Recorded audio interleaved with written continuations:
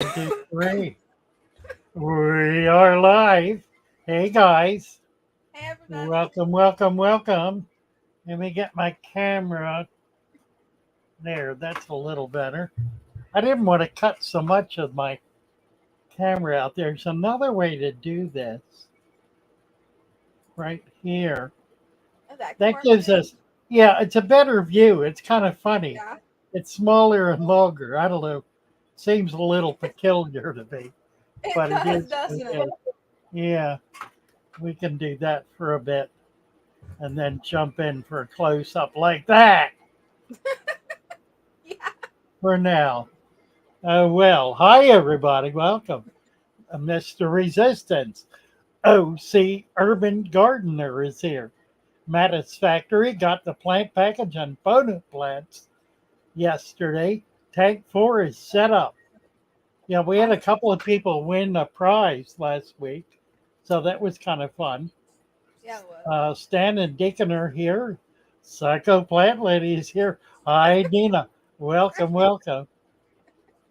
And did I say Stan? I said Stan. Caddy. Hi, Caddy. Wet Sleeves Aquatics. West Virginia Holla Girl. Welcome, welcome. Hello, everybody. Well, I've been busy all day. Well, all morning I was busy. We moved a couple of our big tanks into our new facility, which we will be in completely by next Monday. We have next weekend to finish the move. So I'm here at home today. It was impossible to try to do anything in the studio. It just all in an uproar.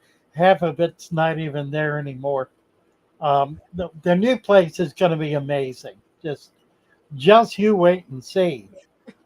Who's this? Gui, Guil, Guillermo Cruz from Argentina. Guillermo, Guillermo maybe needs a wrench. Nice to see you. Anna Olens from Sweden. Anna is here. Anna Olens from Sweden.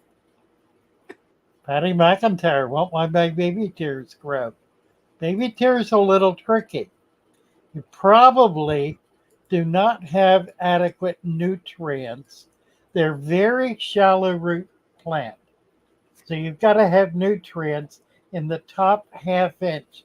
The best way to do that is to mix some peat or some rotted leaf mold in the top inch or so. In other words, get a food web going.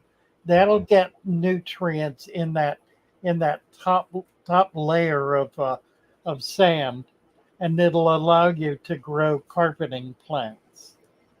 Darren Coons, hello, Darren. Nice to see you. Let's get Darren a wrench. And who is this? Wilson from Portugal. Wilson Goncalves from Portugal. Add moderator, and you got a wrench. And Kimco, Super 9 Polar Bear. Got a 59, got the food web. It's crazy. Yes, it is. Good for you, Kimco. Nice to have you with us. And what else is going on? 3G is here. A3G. Darren Coons. Did I say hello to Darren? I did, I think, maybe. I do I think now. so. I just did. And who else is here? Let's see. We got this down. Is Koki's Fish Nursery. You like frozen dirt cubes for shallow rates? You know, I've never done it. I don't have a problem with it at all. I think it's probably a reasonable thing to do. I simply have never done it, mainly because I'm very consistent about setting up tanks with an inch of cultured dirt as the first step. So I've never needed to. 1 week video me. You got it, Kimco. this coming Wednesday is our show and tell. Anybody who's got a new tank and wants to show it off, come be with us Wednesday. We'll be happy to bring you up and look at your tank and talk about it and show it off to everybody. That'll be great fun. Always is. Uh, Tommy said a perfect Swedish accent. Please do it. I tried Danish, and Danish. I can't do it. I had to practice it for a week when we were way back when we were going to do the Danish gardeners 1800s book as as whatever, as a blog. I practiced that accent. I practiced the Danish accent for weeks, and I would have to hear it again to get back to it. It's a very difficult, very unique, maybe I can do it. Let me do it. Let me get Danish accent. Let's see. The accent tag. I gotta.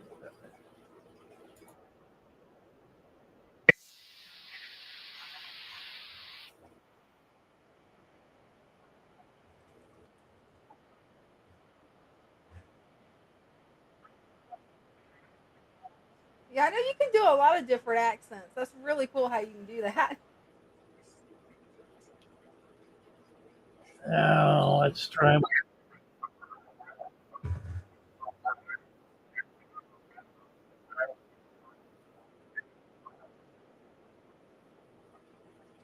Okay, we can try this.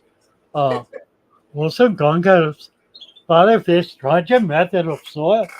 Fantastic results. I've got the 3 layers aerobic, sand and anaerobic mud. Hello, guys. Hello, hello. A shrimp easy to breed. I got my first little bunch of 3. What is an auto, Knuckle? What is an auto? An auto. Oh, an auto. Ah, an auto. An auto is a little fish. It is a little fish. That's what an auto. An auto is a little fish. Oh, well. He's doing it. That's pretty good. Oh, dear. Hey, you can do more accents than I can, so. What's this? Delca Sable. How PHKH affects aggression. Boy, that's a good question. Why That is. soup and topple leaves? Bit of pH decreasing chemical instantly decreases aggression on my neons. That may not be aggression. Neons are not aggressive. If they are on each other's case, that is breeding behavior. So I'm going to suggest to you that sudden change put them out of their breeding mode. So that's not necessarily a good thing. I would suggest that's what that was and not aggression. It's a really interesting question. How does PHKH affect aggression? It would only affect it as it created an environment in which the fish were not comfortable. I think beyond that, it wouldn't. That stained glass was made for me by a couple who are some of the top stained glass people in Florida. They make magnificent pieces. I had them in the shop early on. They were doing a number of projects for me that I was paying them for, and they gave me that as a gift. And it is stunning, just really stunning. Yeah, it's a beautiful piece. We're in Norway now, says Tommy. You are or I am? I don't know where I am. I'm lost, Tommy. I have no idea. I have no idea where I am. I am Texas. Well, man. Well, I can't do Texas without doing Southern drawl. It's really a problem for me. The Texas drawl. The Texas drawl. Yeah, got to do it deep. The Texas drawl, my word. The Texas.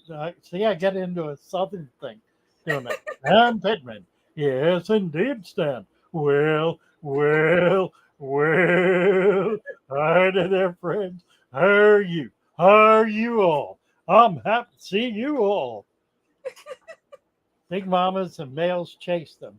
Uh, move out and only fit. Nah, don't worry about it, Delka. They're fine. They're not going to hurt each other. In point of fact, um, when they do that, if you can set them up in a tank that has, I'm gonna lower my voice here and get into a little color. Um, that's not colored. That's colored. Colored. Little tint, if you will. Put some marbles in the bottom of your tank, about 2 layers of marbles, and then late in the evening, move your school of neons into there. And then in the morning, they're going to spawn right there over those marbles, and their eggs will drop down in between the marbles. They will. They will.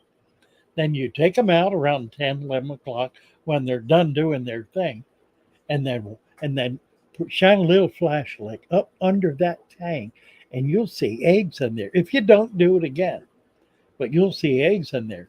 Those eggs are going to hatch in about a day or two, depending on temperature. You want temperature 82 to 85, and then you watch them hatch. 2 days after they hatch, you need to feed them, and that's where you lose them because you need to feed them microfauna.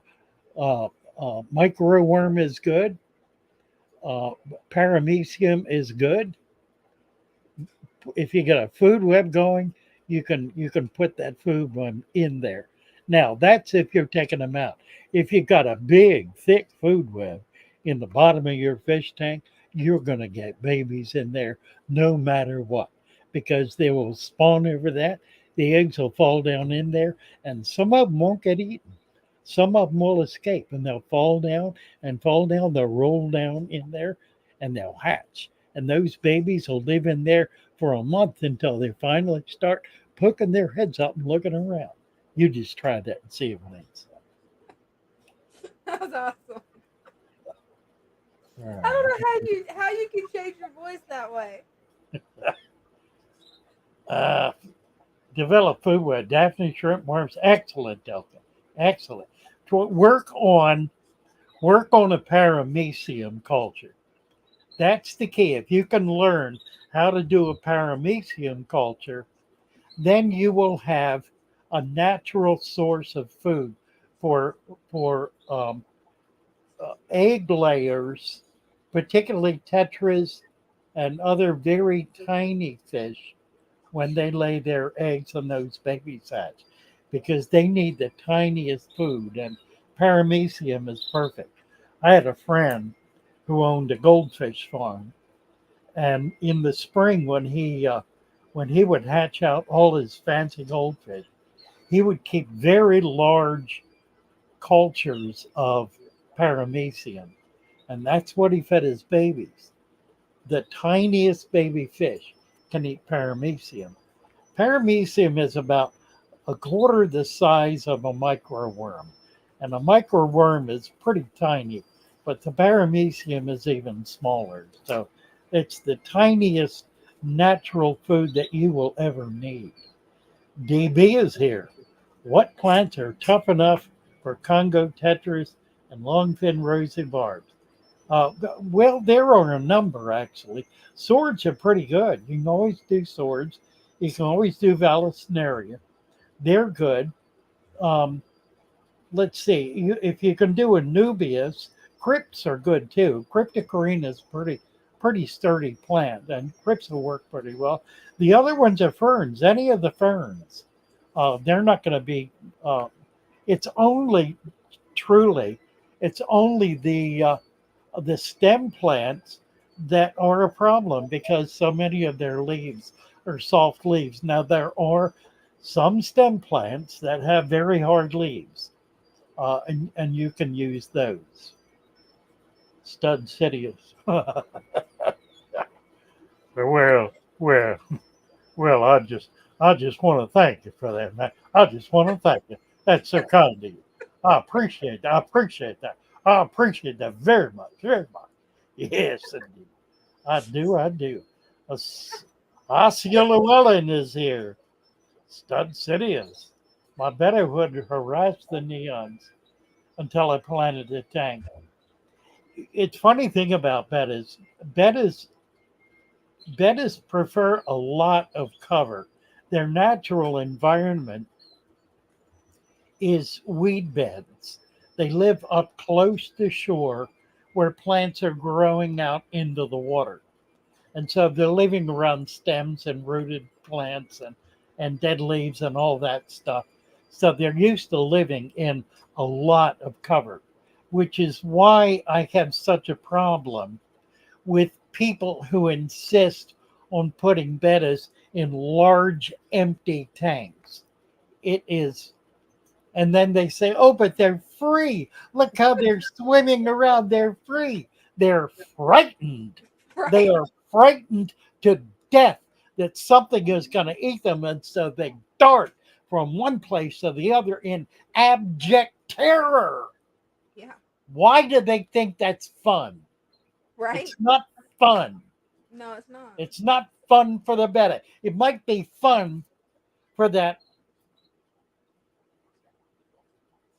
I shall not cast aspersions. I shall not. I'm not going to do it. I just won't. But I got another bullet in my magazine now. I can fire at the next person that tells me, oh, you're so cruel. You put that Betty in the middle jar. It's only a gallon or maybe two. They need to be in the 90-gallon tanks and be happy. 90-gallon. Somebody didn't really put one in a 90-gallon tank, did they? That'd be And horrible. yeah, really. And I'm going to say, you vile terrorist, how dare you frighten that tiny fish out of its mind? Right? Yeah, my betta, he's happy just in the 2-gallon jar that's planted, and he's happy. Oh, they do. Yeah, they like hiding places. They do. That Yeah, they do. when they're in an open area, they will become aggressive Hmm. to anything smaller, and they will dart rapidly if there are larger fish in there. They'll try to get out of the way. It's a terrible condition to put a betta in. Just terrible. Yeah, it There's is. and I don't know. I think what really has brought this on is the big box stores insisting on putting bettas in half pint jars and never feeding them or feeding them and letting the bowl go foul and winding up with sick and dying fish. I think that's the cause of this mentality. They think the problem is the little container, and that is not the problem. The problem is they are not cared for. They're put in those jars, they are ignored until they are sold or get so sick they get thrown in the dumpster. Go behind a Petco or PetSmart and see how many sick and dying bettas you will find in the dumpster. You will be shocked. Yeah, you will. There's a guy on You YouTube. will I be can't remember shocked. his name. He does it, and I was shocked watching his videos. He If you pulled want out to one. if you want to raise hell, don't raise hell with me. Raise hell with the people that are putting those fish through absolute horror. I'm not. They are. Yeah. M3 says dark stained, heavy planted small spaces. That's basically right. Basically right. The kind of water they're in, it tends to be stained. It tends to have a lot of dead and dying vegetation in it, which means it has a very high level of microfauna, and that's their food. That's what they eat. They eat live food. They eat microfauna in the wild. That's the only thing they eat. That's where they're poking around on the bottom all the time. They're looking for microfauna and macrofauna, little shrimp, little worms, those those kinds of things. Yeah. So it's really a food web is an absolute perfect way of keeping bettas. I do want to mention I bought this week 20 scarlet battis, and I've got them in 2 tanks, and I can't find them. Oh no. I'll show you the tanks, and you'll know why. These are the tanks. I can't get very close here. I don't think. No, that's about it. Hold on a second. Got a little bit of a tangle. I can get a little closer, not much. Uh, that's as close as I can get. You see, they're deep, dark tanks, and that one's even worse. There are about 100 fish in each of those Wow. tanks. They're 29-gallon tanks, Wow. been set up for about 2.5 years. The substrate in them is from my old shop, so that substrate is almost 20 years old. Um, Wow, that's impressive. no, 15 years old.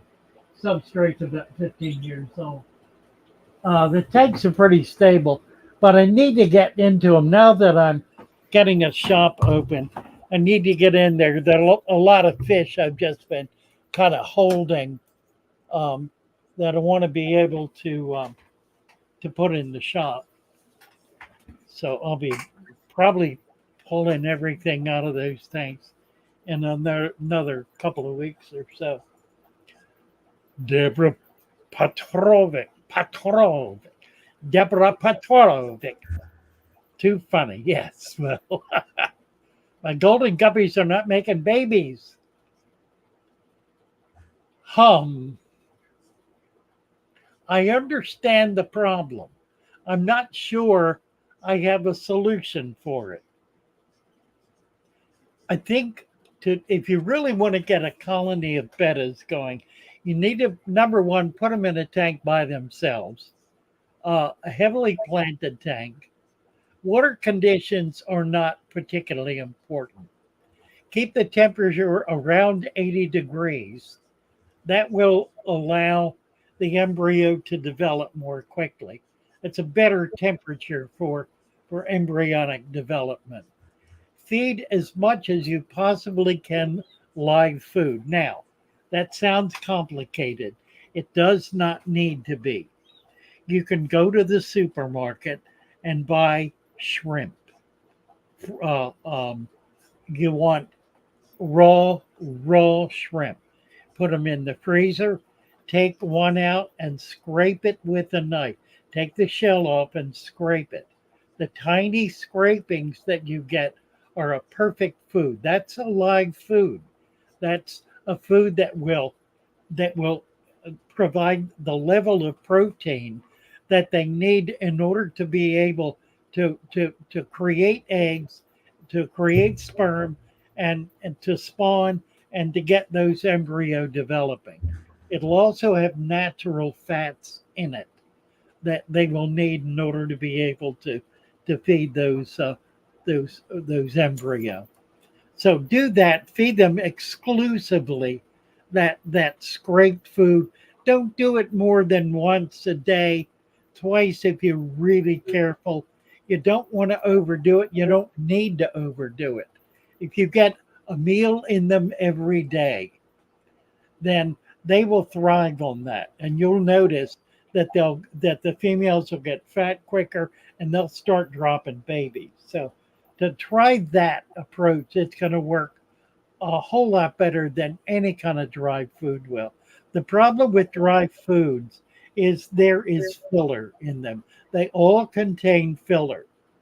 And the filler is usually cornmeal or some other kind of grain, which is essentially not digestible. It's waste. So it's not providing any nutrient for the fish. And they tend also to be low protein. and you need high protein. So the natural food, you can do the same thing with fish, shrimp, scallops, any kind of, and you don't have to spend much money. I mean, one shrimp that will cost you 25 cents, 50 cents tops, will last in the freezer for a month. That's pretty cheap food for the best quality food you can get. Yeah, So, that's way better price than what you pay for a pack of frozen bloodworms. It's like $8 for those little cubes of bloodworms. oh, yeah, absolutely. So yeah, that frozen shrimp idea, that's ingenious. And it's better too. The frozen bloodworms have been frozen in those packages typically for 1 to 2 years, Wow. sometimes longer. They are typically freezer burned. They've lost their nutrient value a long time ago. It's rare to be able to get a frozen fish food that is fresh. Typically, I think most of them have a package date on them if you look carefully. When you buy, look for a package date. Don't buy anything more than 3 months old because it will have substantially reduced food value. Hey, that's good to know. Oh, some dart frogs. Oh, my stud has dart frogs. Oh Wow. wow. Oh, That's they're one. cool. Oh, that's amazing. Yeah. The fact that you're breeding means you're feeding live food. What are you feeding? I know a lot of different kinds of food are fed to. I had a friend who fed them termite larvae. Oh, that's a good idea. He had a big field in the back of him, and he had loaded it with food with rotting lumber, so it was full of termites. And he would go out and collect a few hundred termite larvae and bring them in and feed them. And of course, they crawled around until they were eaten. And he was always breeding them. Did he do? Um, Eric Chartrand, here's a really good question. How long did it take you to establish your aquarist business? Can we get a testimony about that all come together? Well, I tell you, from the time I took it seriously, I was selling, I was selling uh, wholesale to pet shops when I was a teenager, but it was a hit or miss kind of thing. It wasn't something I was doing to support myself.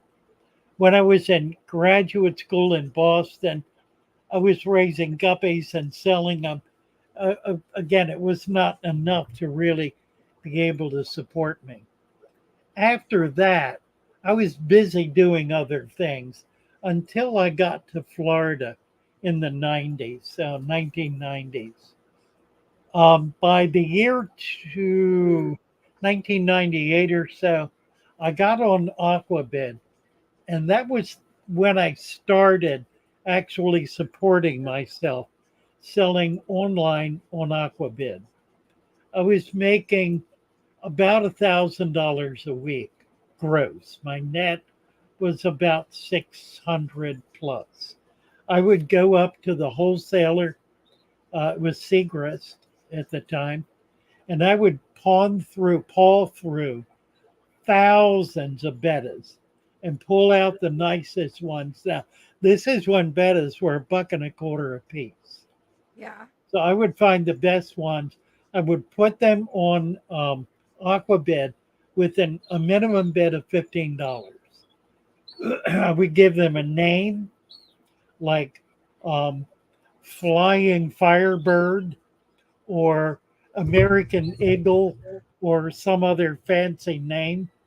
I would do a picture of them, a photograph that I had carefully shot enough of to be able to actually, I did it with a camera that I could pull frames off of, and I would Wow. pull just the right frame. So it was pretty involved. I spent, it was full time. Because I then not only did I have to do all of that, which was hard enough, and then keep them alive and healthy, Yeah. and keep them separate and keep them in order so I could get back to them. I put numbers on their container, and the number showed up on the picture, so that's how I linked them. Um, and then of course I had to ship them out. But the real time consuming part of it was talking to people who were bidding, and that was hours every day. So I did that for 3 or 4 years, and then got into repping for some fish farms, selling to fish stores. I did that for 4 or 5 years. In the meantime, I also had a couple of jobs. I worked at Moat Marine for a while doing grants writing, so I was around fish a lot. Uh, I got I started collecting um, saltwater.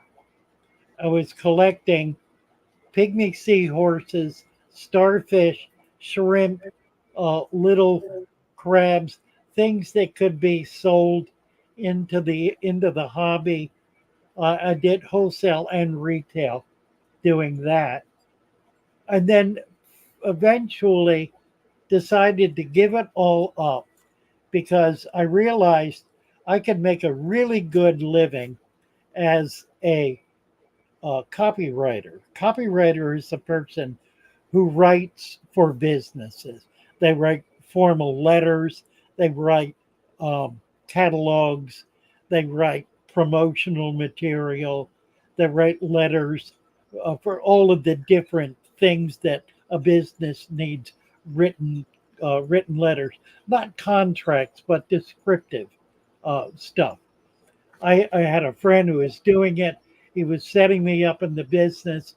I bought all of the literature, spent about $500 on a cheap book that had almost all of it already written, that just needed to be adapted, and was looking for my first contract when I got a call from some friends in town. This was in Venice, Florida, who had a little pet shop, and they wanted to get rid of the fish department. It was separated out in one bay. They had rented 3 bays in a little strip mall. They asked me if I wanted it. I said, no, I'm already busy doing something. They said, look, we'll give it to you for just next to nothing.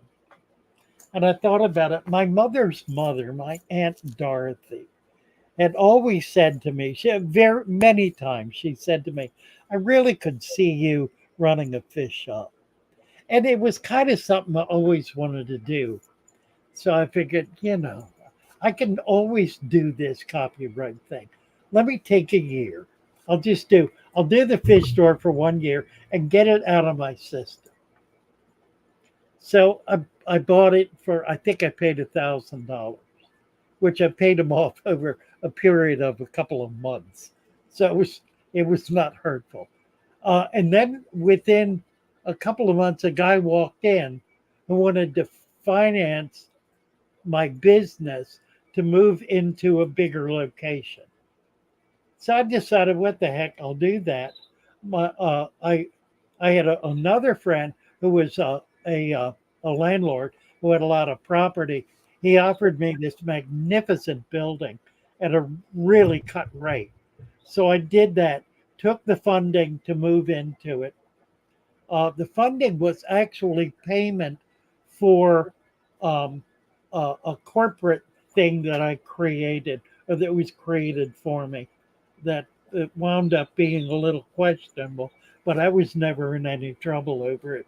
He was, I wasn't, because it was all part of my business, and it was a legitimate business. So I was doing legitimate business. Anyway, that gave me the money to be able to build out the shop. Before I knew it, I was 10 years in. Time flies And when you're having fun. and had developed a lot of things, had really gotten the the natural tank nailed to the wall. It was something I'd wanted to do for a long time, and I got it nailed down.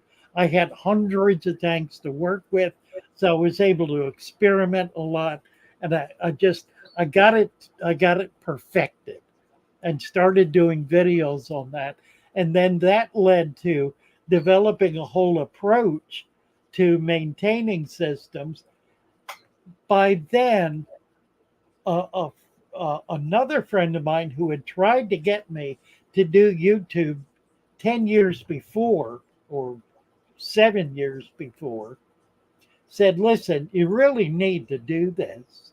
So I looked at it again, and by then it was monetized, and I understood it. I really hadn't before that. There are some of those original videos that are up on my channel. You can go back and look at them. They're pretty poor, but they're interesting and they're historic. Anyway, um, I started. That was 5 years ago, and that's what I've been doing now for 5 years. In the meantime, closed that shop down, moved north, got a whole new business going with plants based on based on the natural tank and the YouTube channel, which is providing the market for it. We're now trying to expand to Amazon to get a bigger market share and be able to grow that business, moving into a new facility. And for the first time, I'm actually making money. I'm spending it all, That's the way it mostly, goes. yeah, mostly on payroll. I've got, I think 9 people on payroll. Three of them in, the, excuse me, 3 of them in the shop. The others are on the YouTube or Discord or the book. So I'm spreading the wealth around, which is a joy for me to do because I really don't need the money. I wouldn't know what to do with it. If I get to the point where I've got $100,000, I'll buy a house because I'd like to have a house. And I might do that, but I might not. I'm comfortable basically with what I'm doing. So that's my story. Cheers. Yeah, I can't remember who made the comment, but somebody said that you ought to write an autobiography of your life, Father Fish. So that's a thought. Well, there's another evolution in this. That's something I've been giving more and more serious consideration to, and realizing more and more that I need to do it. And that is, most of you who have known me for a while know that I have a kind of a theological philosophical bent, and it has a lot to do with my understanding of the world. It comes out occasionally in this format. Um, and my attitude is, like it or leave it. It is who I am. But the reality is, I need to set up a blog channel, another channel. Probably we'll call it Louis Foxwell. I've got it already set up. I haven't done anything yet. I finally got approved to be able to do live streaming on it. So that's going to happen pretty soon here now, I think. Um, and we'll see where it goes. I want a venue to be able to really talk about some of the concerns I have for where we are as a culture, for what's happening in our country and in the world, and for what we need to do about it. Because I think there are things we all of us as individuals need to do about it. So look for that. It's going to be happening. Copywriting good. It's perfect for freelancing. um, yeah, copywriting is a wonderful. You can live anywhere in the world and be able to support yourself. And if you're good at it, you can make easy 100,000 a year. probably a $250,000 a year. I mean, and there's no overhead. Your overhead is being able to type a computer. There's just really no overhead at all. It's amazing business. But I'm not doing that. But I'm gonna do the next best thing. I'm gonna do a channel where I'm gonna tell you what I really think is what I'm gonna do. That could be pretty cool. Tell you what I really think. Hey, I just subscribed. I didn't know you had it already up. That's cool. The channel is there, I think. It's called Louis Foxwell, I believe. Yeah, Is it three not? people just shared it. Oh, cool. Okay. You Yeah, too, a father fish. Oh, is that it? Really? Huh. is that the right one? I don't know. Let's see where it goes. That's no, that's not it. That's not it. That no. That's the original. That's oh my word. That's the original channel that I do not. You know what? Oh, this is crazy. This is linked to Father Fish Aquarium. If you look at, I'm looking at the stats on it, and it's the Father Fish stats. Yeah, and it's like Honestly, 12 years ago, 9 years ago is when the videos are from. 855,000 K views. Oh wow! No, it's not either. This is the original channel that I lost the password to. Oh, I know how that goes. And so I've never been able to do anything with it. I have the few videos that are on it 9 years ago. Wow. Yeah, these are all the original video. And Wow. it has, look at this though. It's got in the last 30 days, it's got 855,000 views. That can't be right. That That can't be right. can't That's be got to right. be Father Fish. I don't Yeah. understand. Yeah, it's not showing me the stats on my end. Let's see what channel it's on. View your channel. Father Fish at Father Fish. There's the Father Fish channel. Huh. Yeah, 855. That's weird. No, it's showing the stats on the Father Fish channel. Now that I wonder, I don't understand. I wonder if there's a way to recover the password. Like maybe it's like when you lose your password, you just click forgot password. Well, the thing that I'm confused about, switch account. Let's see. Father Fish, Lou Foxwell, no subscribers.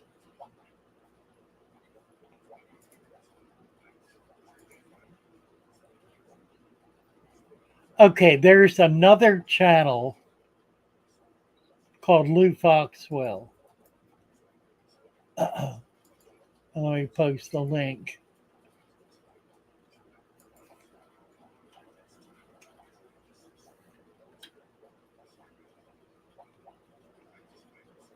That's 3G has posted one.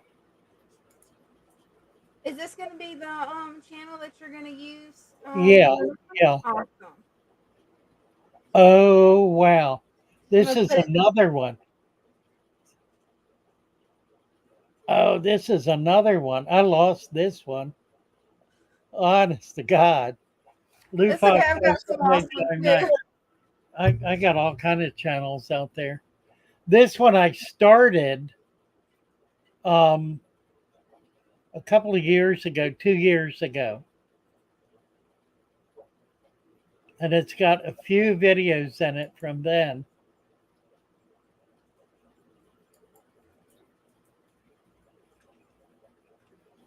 Huh. I may abandon that. I probably won't use that.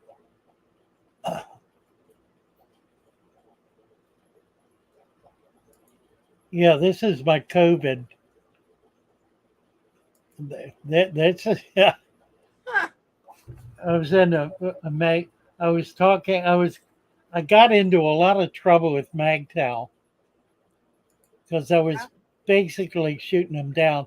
And then Amanda came up. We did a collab.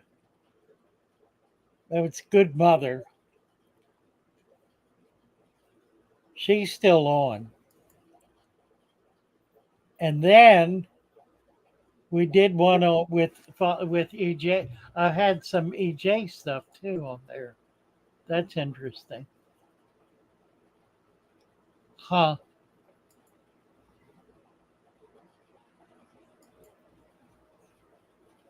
Yeah, this is a crazy.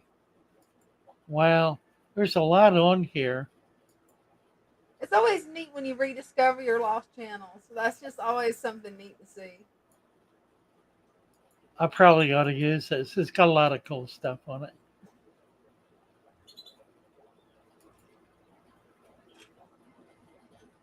Huh. A lot of weird stuff on there. I might use this one. Let's see. Let me get this link. I don't know if I can get into it though. Let's see.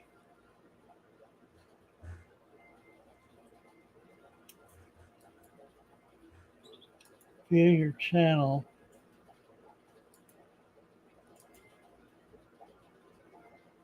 Huh. I don't know. I probably ought to just start a new one.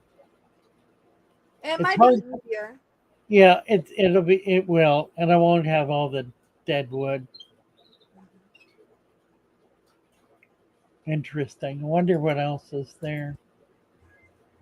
It's got 121 subscribers, 22 videos.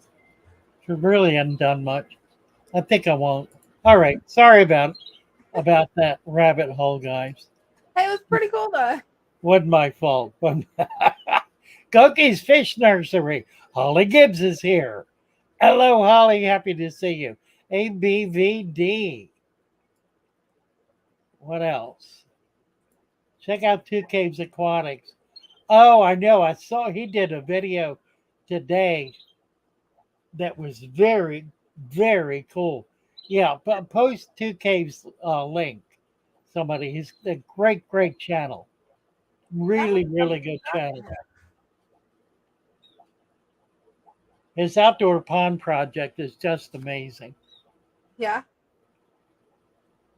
3G's been around a while. That's right. Huh. Holly Gibbs, Freaky Fish Lady. What else we got here? DB. Hello, DB. I haven't seen DB in a while. Happy to see you. Subscribe. Good girl. Thank you so much. Eric Chartrand. Subbed up. Summoner, Summoner. Summoner, Summoner retracted his message. Gone way back here. We all need a planet aquarium. The world be a better place. That's it. Do a Foxwell channel.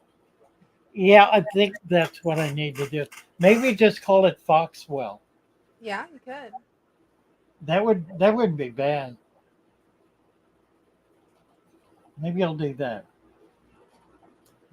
What I came up with was what I was thinking of a title, something about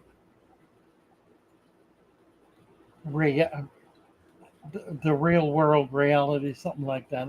Just Foxwell. I think that'll be cool. I think I'll do Foxwell. Yeah, I'm going to do a new channel, and we'll just start fresh.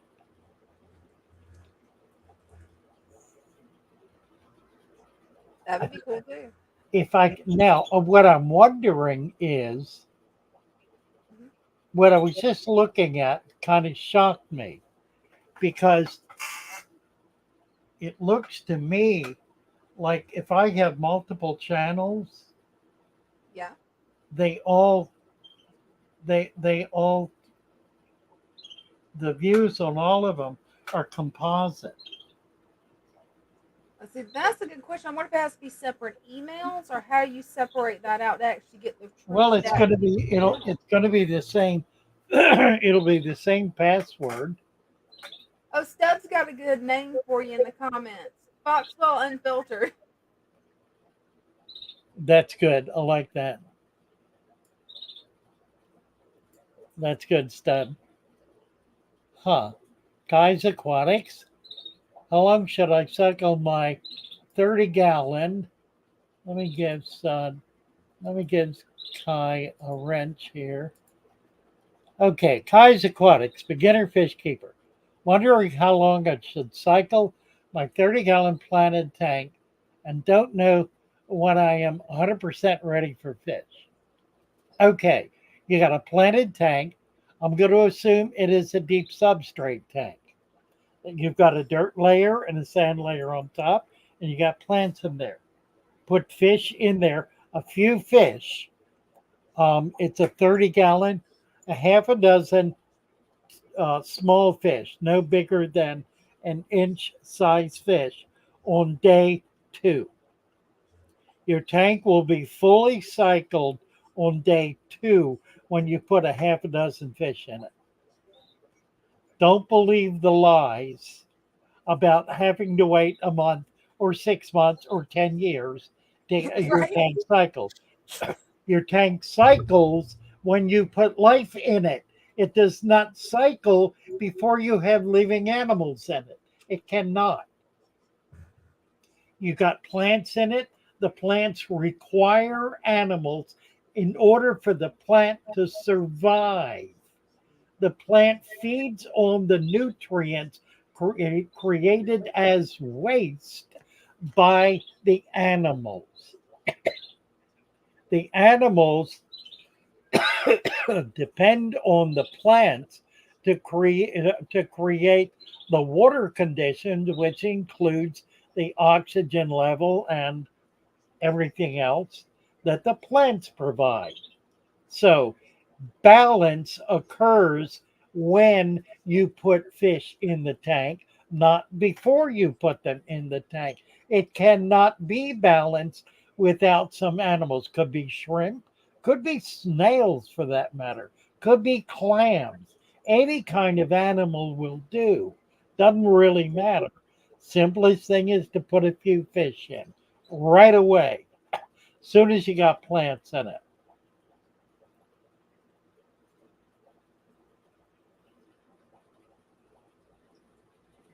Alex wants to help with tech. Alex, I need all the help I can get. Meet me over on Discord. And if you will link up with Dina, right now she's being my tech pro. He's, he's involved in a lot of tech issues, um, and is getting more deeply involved in AI, as as is Naresh, as is our editor, our video editor. So we got a number of people doing techie stuff. We're also doing the book, and that's gonna involve some tech in terms of getting it published.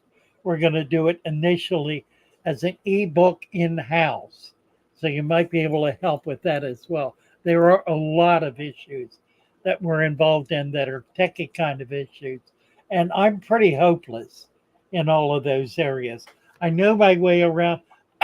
I've had computers since the late 70s.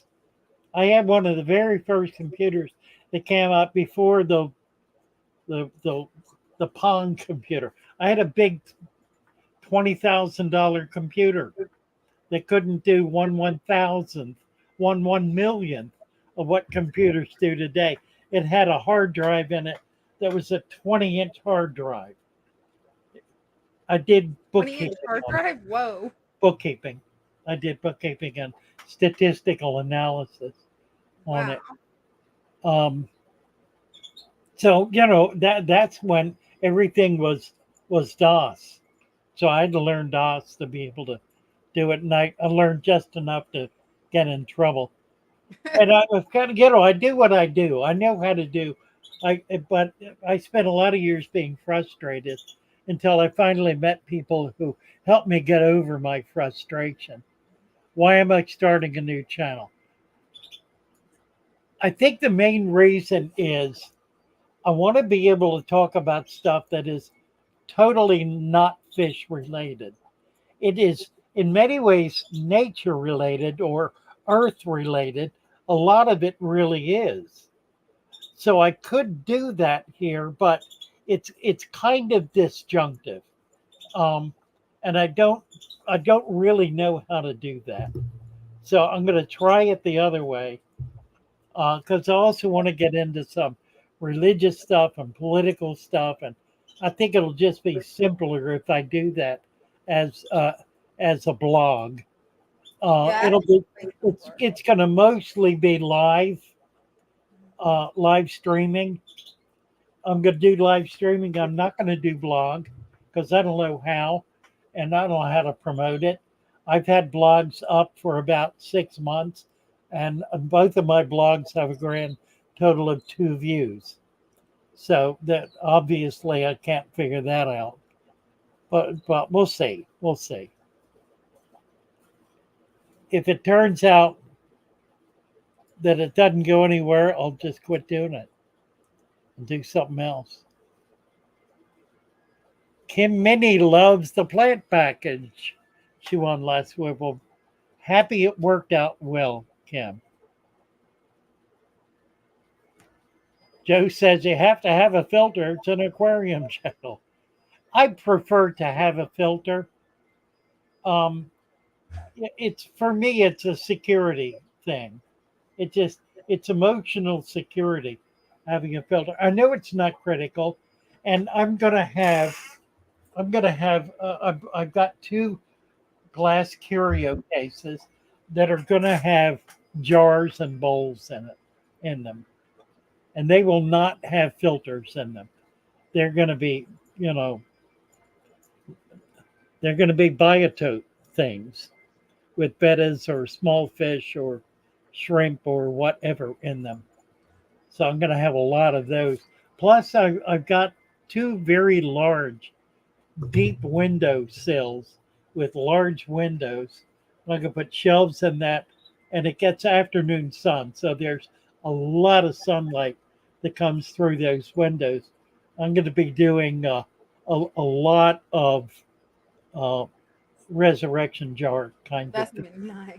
So I'll be doing a lot of that sort of stuff that will not be filtered.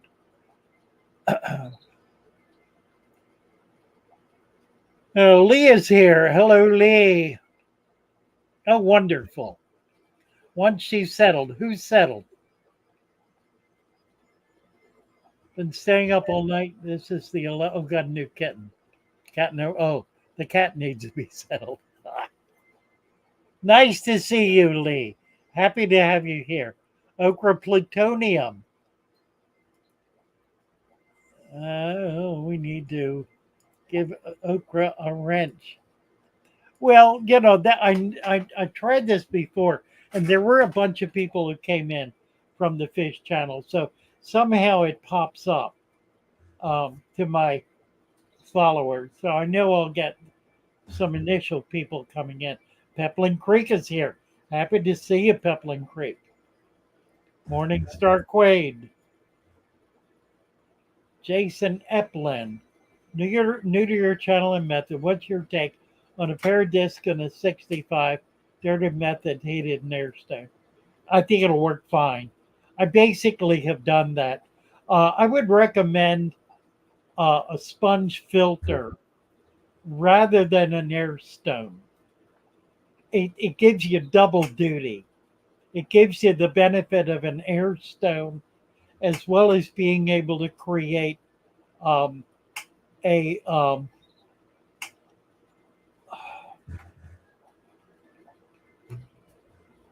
biofilter.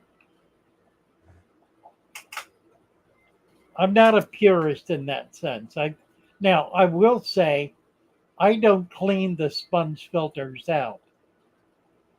Usually, I'll let them go for about a year until until they get to the point where it looks like they're just not even working anymore, Yeah. and then I'll take them out and clean them. And that's Surf really City, the best way to do it. Surf City thinks a separate channel is better. I think it'll work better. It'll make me feel freer. I won't be feeling like I need to make an appeal to. It'll also allow me to create a new audience, and that's really I think what I want to be able to do. Yeah, well. Erie talking about what? What's he referring to? I don't even want to know. DeWitt and Martins. 4 years now here, but I say at the moment, the ant needs a wrench. Get you a wrench.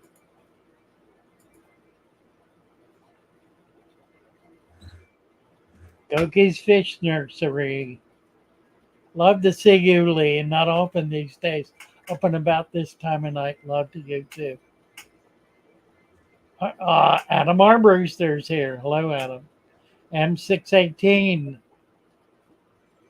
Morningstar wants to know why he can't message anyone. I don't know what he's talking about. Yeah, I don't either. Is he Morningstar, you talking about on Discord? Because you can come on the Discord message any of us. I'll You post a just link need for to you. learn. You need to learn to use the DM. Yeah. Ask somebody there if you have. Here's the secret. There is a secret to Discord. Everyone who has trouble with Discord thinks they are smarter than the average bear and don't need to read the rules. Hmm. The issue is with reading the rules has nothing to do with the rules. It has to do with the secret word that is hidden in the rules that is the key that unlocks Discord. Without that key, you cannot get in. So, like it or not, read the rules. And it's And not that hard if you read the rules. I swear it's not a really hard word, you guys.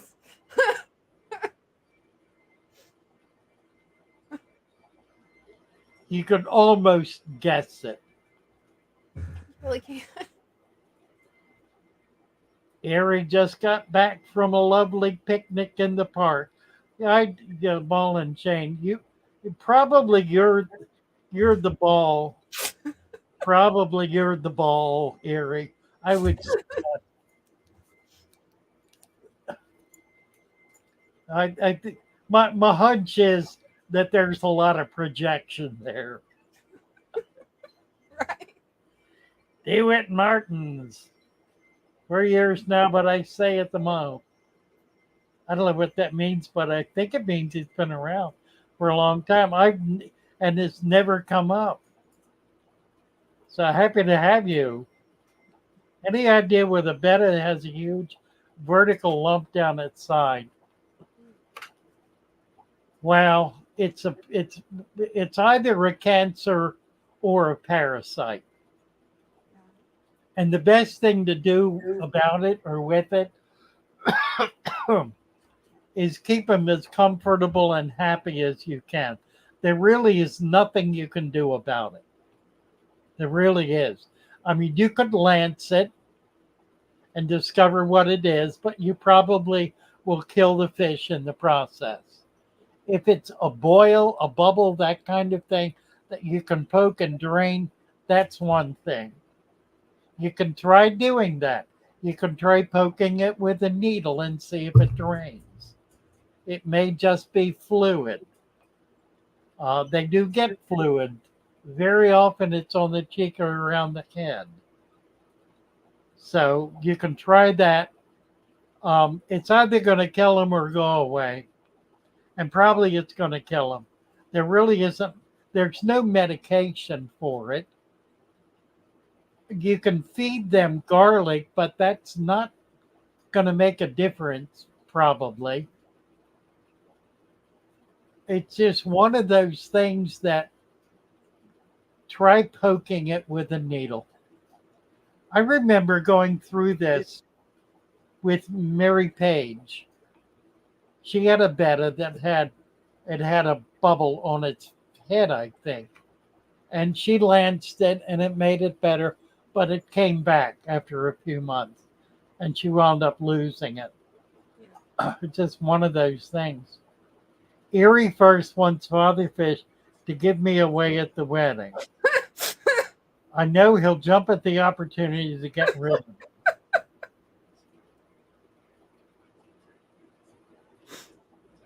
Where do I even begin?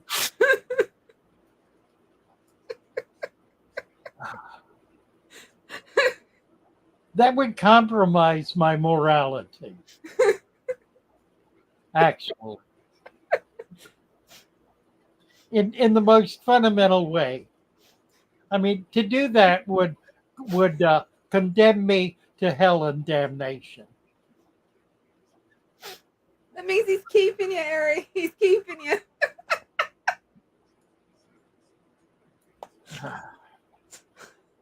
Madness, madness.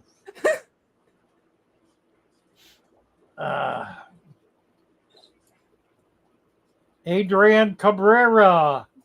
Welcome, welcome. Let's get you a ranch. Adrian Cabrera.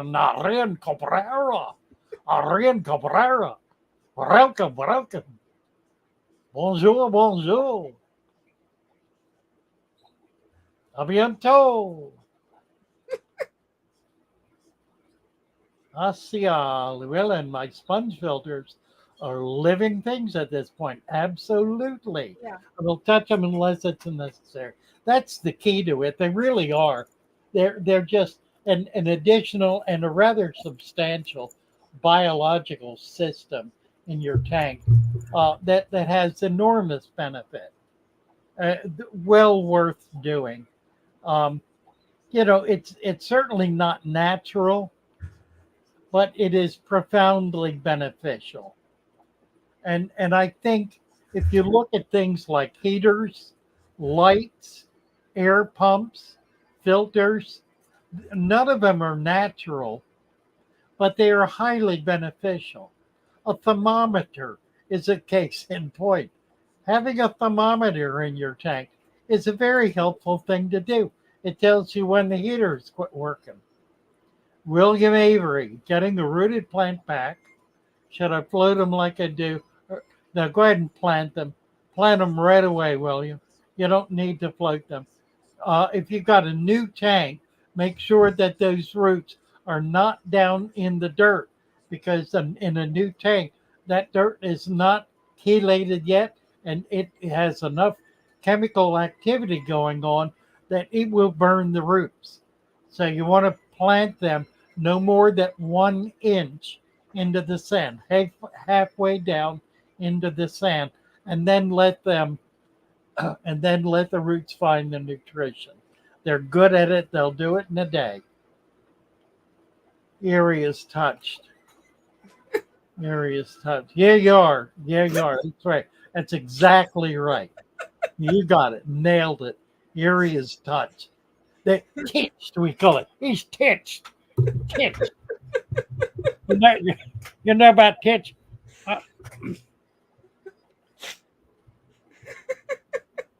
I had a nephew. Nephew. And that was a term he used a lot. He would say, well, that's titched. That's just titched.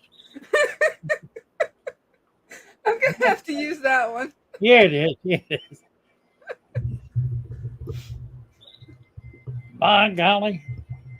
Save you a seat next to mine on the way down. You go, Corey. I'll tell you what. I got over on my new channel. We'll see if we can start climbing that ladder. Backyard aquaculture, agriculture. Thinking about starting my first tank with some glowfish danios. Considering using fluval biostratum for substrate with a sand cap. What are your thoughts? Yeah, sure, do it. In a year, there will be no nutrients left in it, and you'll have to start fertilizing it. Or you can do a deep substrate, use the biostratum as soil, add to it compost and peat moss, 2 parts peat moss, 1 part compost, and 1 part biostratum, and then purchase the supplement from Father Fish and put an appropriate amount in with that. Mix that all together. Put an inch of it in the bottom of your tank and put 2 inches sand on top. That will give you a substrate that will last literally forever, for as long as your tank is set up, because it will have enough trace elements and nutrients in it to keep it going until it fully cycles, which takes 3 to 5 years. So do what you want to do, but that's what I would recommend. Is Cornwall's and Erie's dungeon lowers lotion? Oh my God, you guys are out of control, totally out of control. They've watched a little bit too much of Silence of the Lambs. This horror movie Yeah, from the 90s. I think they watched it on repeat. we do have fun, DB. That's absolutely do. I like Dina because she laughs at me. Just That's because you're hilarious. precious. I was talking about Precious Tranquility. There's a channel.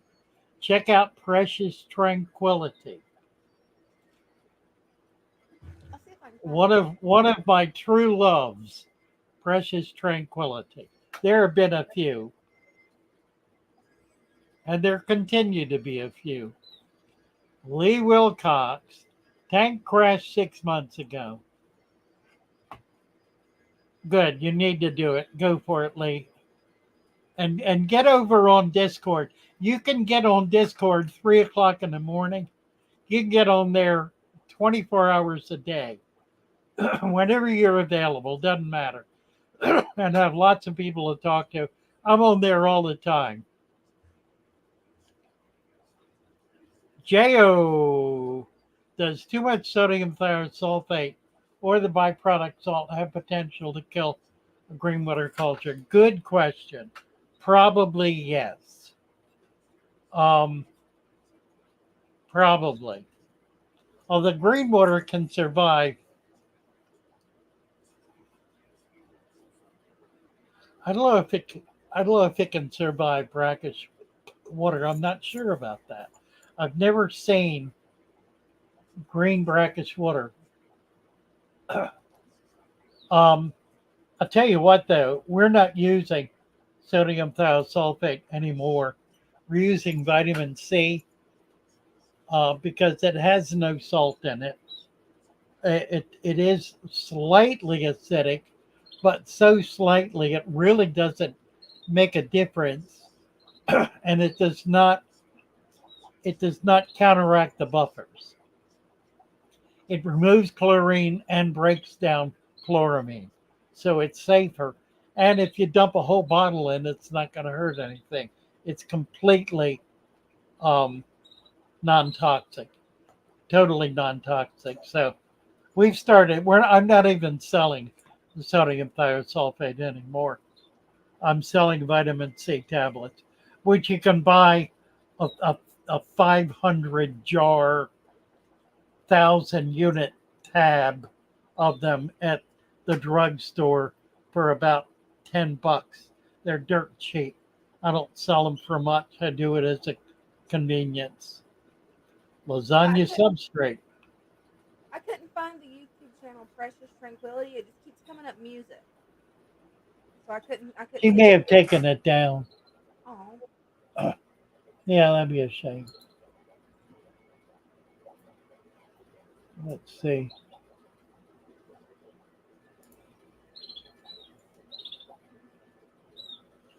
You checked on YouTube, huh? Yeah, I checked on YouTube and it just comes up different songs. Huh. Well, she probably took it down. She had a lot of really beautiful goldfish on that fancy goldfish. Nice. Wonderful fancy goldfish. What am I doing here?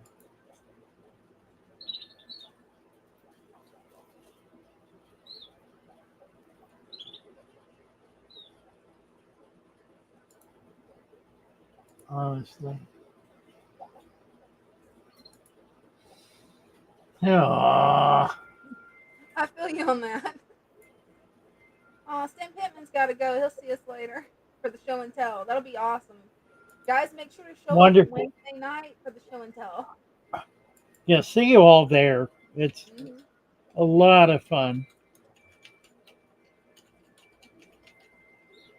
I think um I think what are we doing? Audio. Huh. Yeah, it's gone. She took Sorry it to hear down. that. That's a shame. Yeah, it is. Oh, wait a minute. Oh, here it is. I got it. Nice. Oh, backyard agriculture, Father Fish. He wants you to know that this is Frank that called a few days ago. Oh, okay. Copy. I got this link here.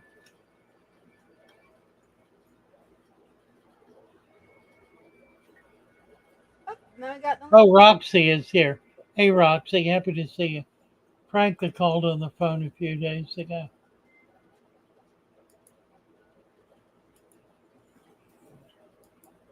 Well, welcome. Welcome, welcome.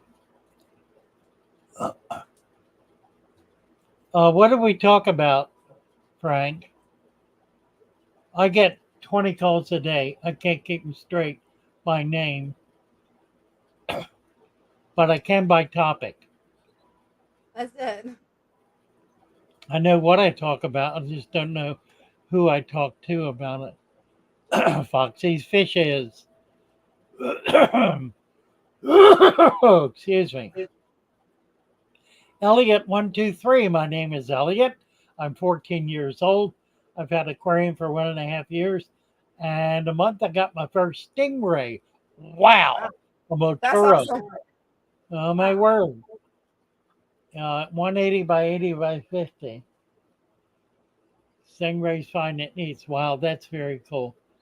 Yeah. They are, yeah, I was looking at the price. That's an enormously expensive fish anymore. Hmm. Just shockingly expensive fish.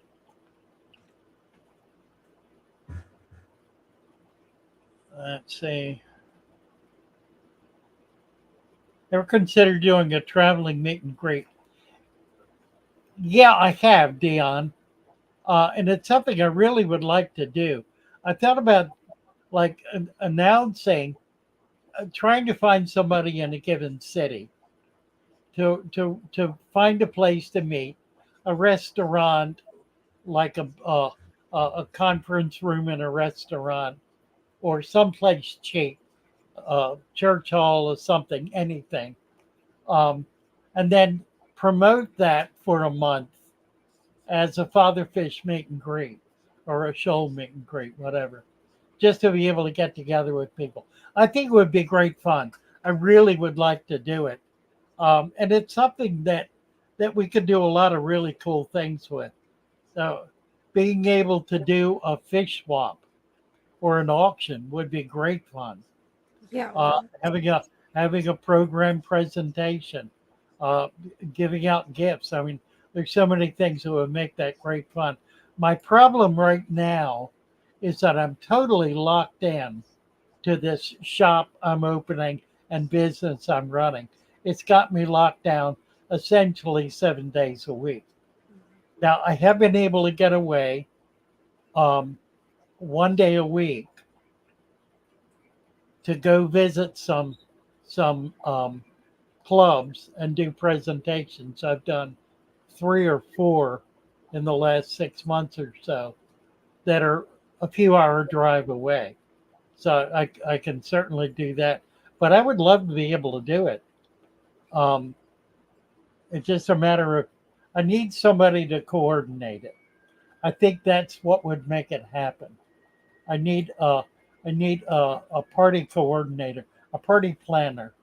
We need a party planner, somebody who wants to take that on as a project, and I will lend myself to it and be available to it, and would love to be able to do it. I really don't have the time that it's going to require to try to put that together, and Dina doesn't either. Dina, that's something you that's something you would jump on. I can see it coming. Yeah. I Hey, put I put Eric, Dana on payroll at 250, 2.5 hours a day. That very quickly went to 5 hours. We're now approaching full time. yeah, It's getting totally out of hand. yeah, It's yeah. it really is. And I'm waiting for the day when her husband's gonna put his foot down. I'm hoping it doesn't come to that. I don't think it will. Well, I've had that happen before. I've had it happen a couple of times. And it's sad when it does because Yeah, it was something that was very meaningful and enjoyable to the woman in question. But um, it created domestic conflict, that's sad. um, which is unfortunate. Yeah, that Um, is. No, my husband, he's just like, hey, you finally found something you love doing. I'm just happy that you found something that you love doing that does not involve you getting shot at and being a cop. I'm glad of that. uh, really. Well, and you're able to stay at home and do it, and that's a big help Yeah, too. that's true. And it links in with other stuff you're doing. So it's and your husband's such a nice guy. I just Yeah, he is. I love him to pieces. He's just a great guy, and has been enormously helpful. Yeah, So he's really good at anything computers. I mean, you hand him a computer, he's been on a computer since pretty much they first come out and was available in this area in the 80s. So, well, yeah. well, Hey, Ari first has a real question for you. Dina, sure. will Father Fish give his blessings to the relationship of me and Katie, please? No joke. I know he'll think I'm messing with him. So he says he's not joking. And it's not Cornwall. I was thinking he was talking about Cornwall.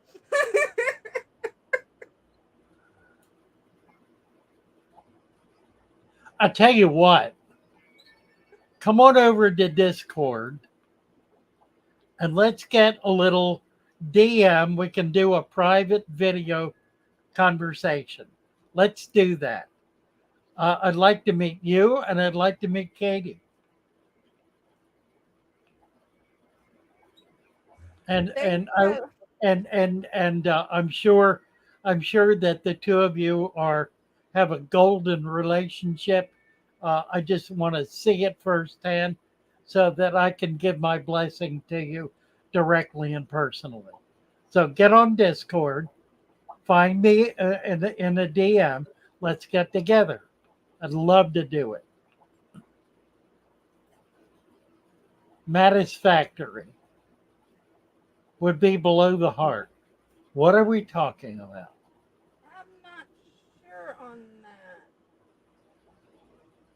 Is there a smiling icon or anything next to it below? I don't. Talking to Uh, DeWitt Martins. This this is goes back too far and it's too linked to too many other things. I don't want to look it up. And Erie first, yes, you can get your head around Discord. If I Oh, can learn Discord, anybody can. It's just read the rules, you'll get it.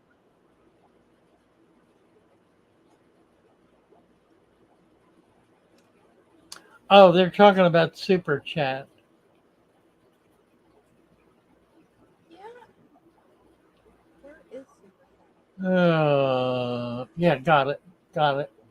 I did find it. That is compose. Bon nuit. Bon nuit, better, better compose. Better compose. RJ. It's an R. It's R. RJ. RJ. RJ. RJ. Better compose. Better, better compose. RJ. Moi, c'est. Voilà. Voilà, voici. Ainsi. Aussi, net. Aussi. Hola. La bientôt. A bientôt.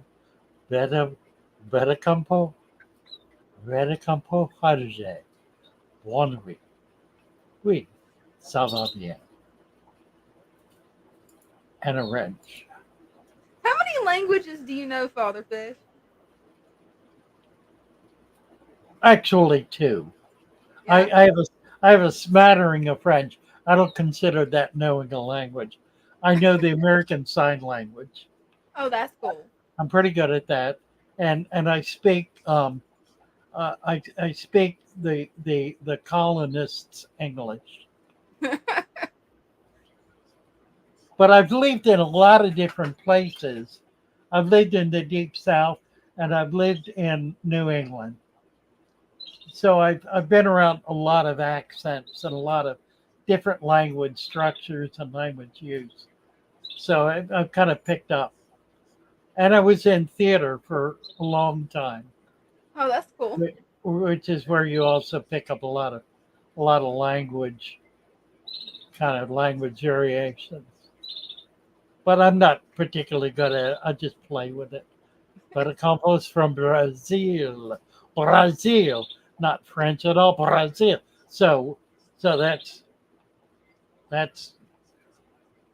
oh my word, my brain just went. My brain just did one of those flips where it went totally out of sync. It happens. Mine does it too.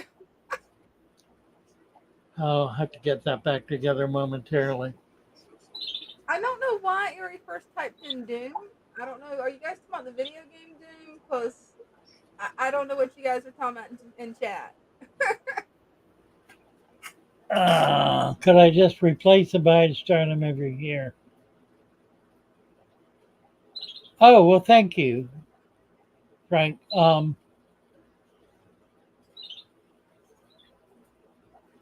Well, what you're talking about is breaking your tank down every year.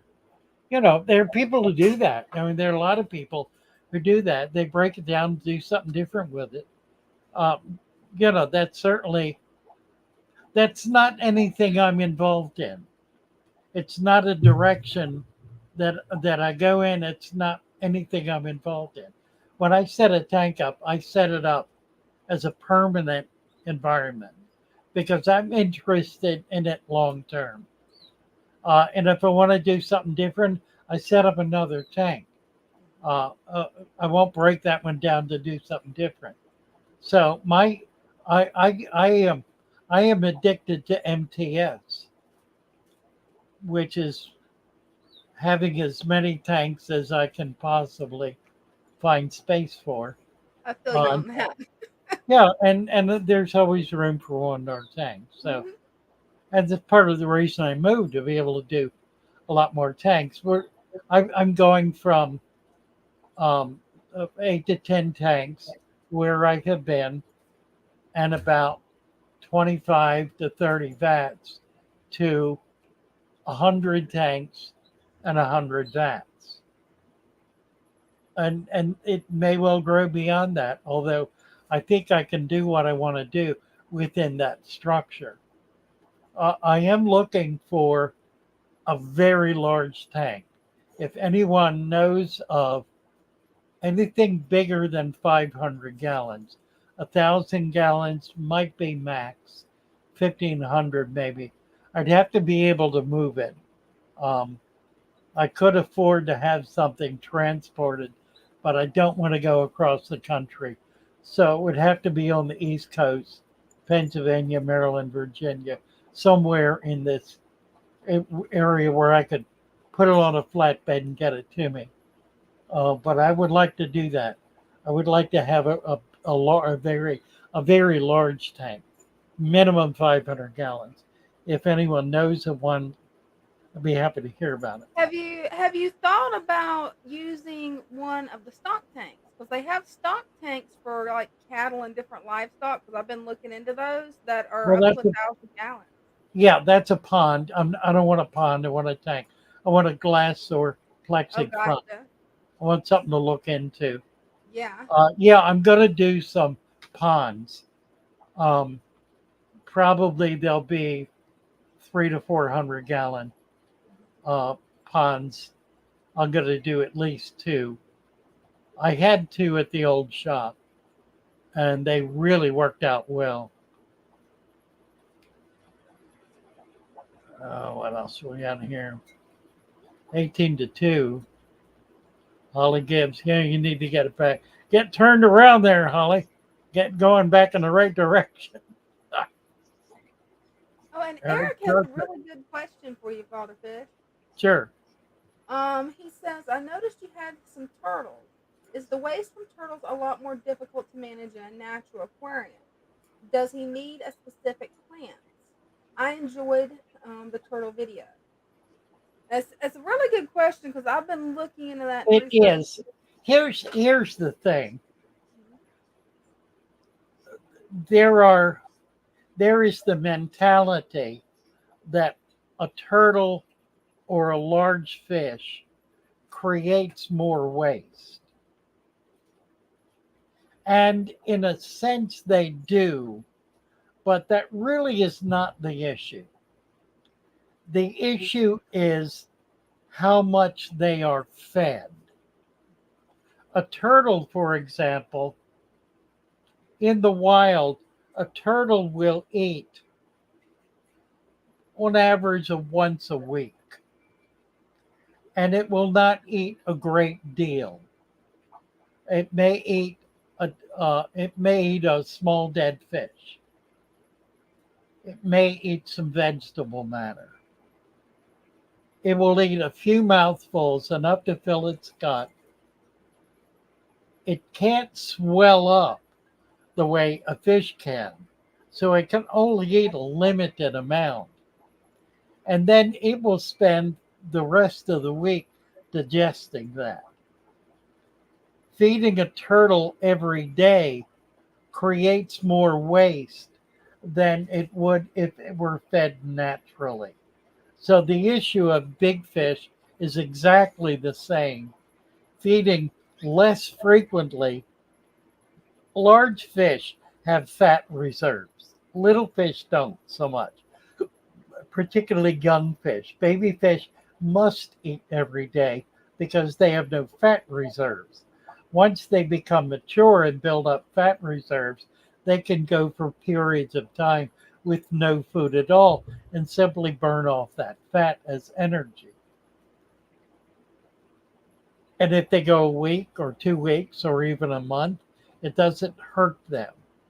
They can replenish that once they hit um, and it'll go. It'll be like, for example, if there's a colony of fish in a pond and it doesn't rain for months at a time, the fish are going to eat up all of the microfauna and insects and smaller fish and whatever else is in there.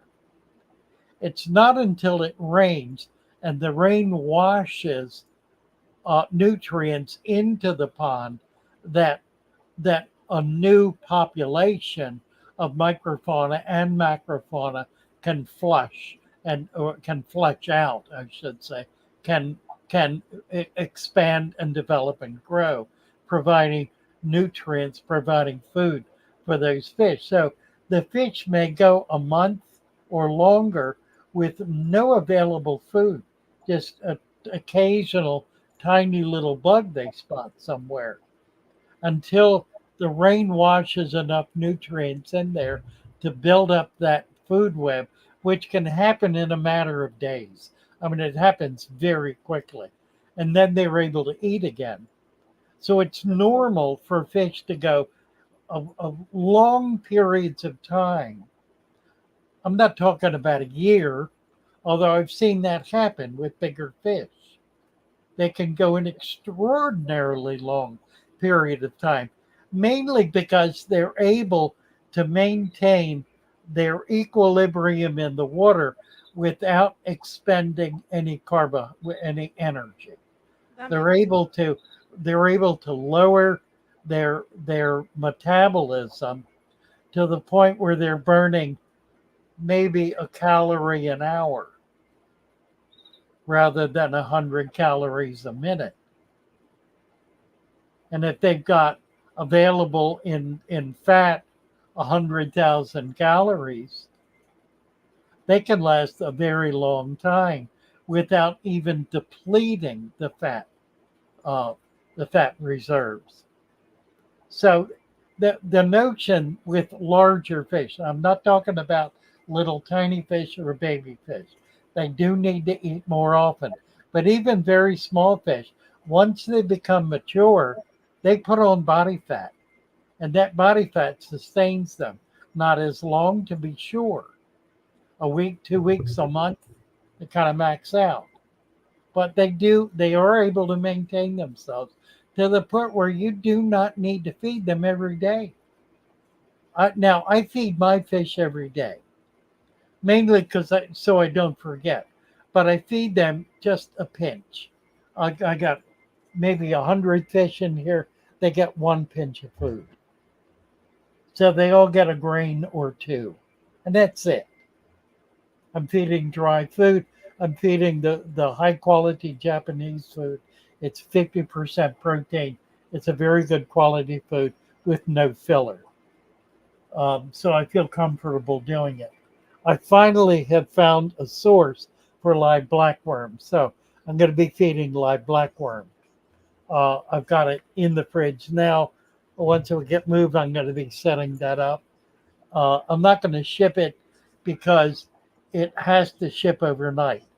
If you're willing to pay $25 and take the risk of getting it with no guarantees, it's going to cost minimum order will be 25, so it's going to be a $50 order with no guarantees. I am going to beef up my styrofoam. I've been using a half-inch styrofoam. I'm going to switch over to peanuts because with peanuts, I can completely fill every space in the box that doesn't have plants or fish in it with styrofoam, which provides a great deal more uh, um, insulation than the sheets of styrofoam do. Oh, that'd be good. So we're in the works to do that.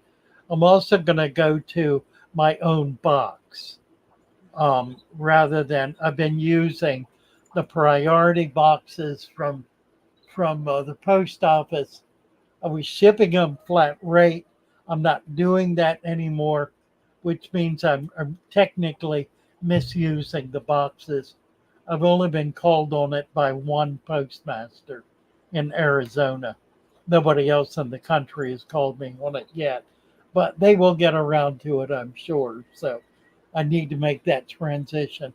I'm in the market now looking for places to buy boxes and to get the styrofoam.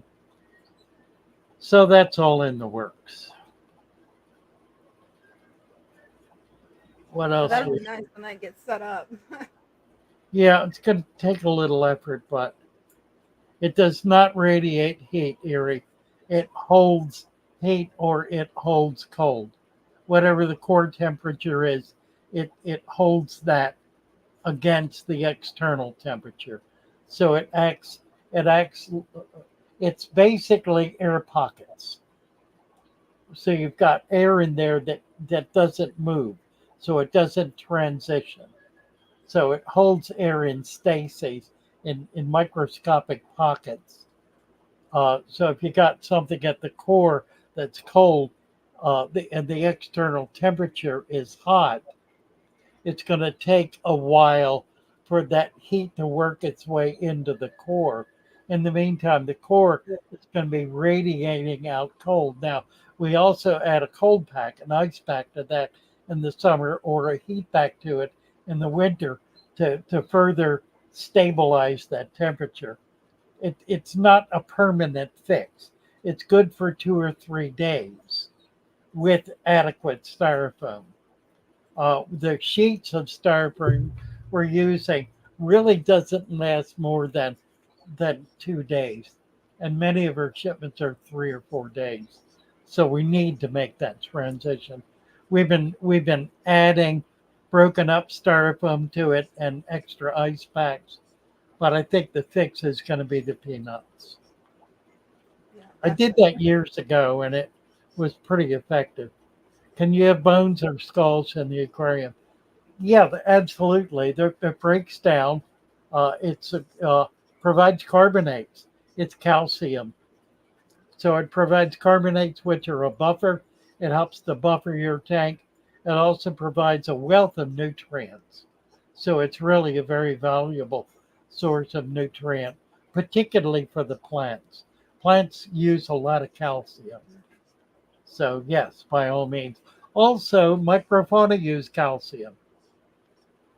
They use it in their shells, and many of them are shelled creatures. So it's very beneficial to have bone or skull. I use bone powder. I add bone meal to my supplement. That's a significant ingredient in the supplement is bone meal. Also blood meal for much the same reason. Let's see. Do not. backyard agriculture has a question for your father fish. He says, Father Fish, does that mean the danios that I'm going to get do not have fat reserves and will need to be fed more often? If so, how often? No, that's not what it means. It means that they do not have substantial fat reserves. They do, if they're adults, they do have fat reserves. And by adults, that means large enough to spawn, which is pretty small for fish, out of the embryonic stage, essentially, or out of that early zygote stage. Um, to the point where they're swimming as a normal fish and are showing adult behavior, breeding behavior. At that point, they build up fat. Their fat reserves are not substantial. They're not fat fish. They're relatively thin fish.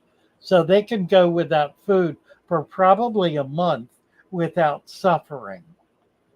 I would not let them go more than a week in order to keep them in optimal condition.